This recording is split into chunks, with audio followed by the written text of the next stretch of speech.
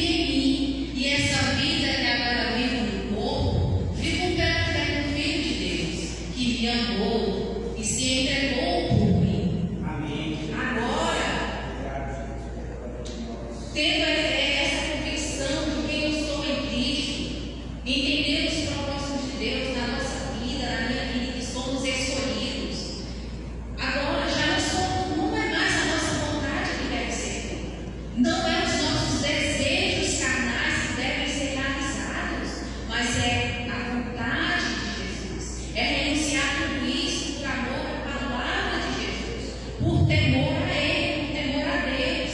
Porque agora não sou mais eu que vivo, mas Cristo vive em mim. O que a palavra de Deus diz? Que eu sou templo do Espírito Santo.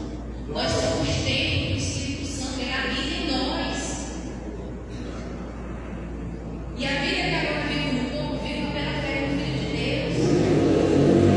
Agora a gente não vive mais baseado em emoções e circunstâncias, porque elas virão. Mas agora a gente vive pela fé. É pela fé. Porque a palavra fala que sem fé é impossível agradar a Deus. Agora nós vivemos pela fé que temos no Filho de Deus, que nos amou e se entregou por nós. Olha só que maravilhoso. Viver de acordo com os propósitos de Deus é ter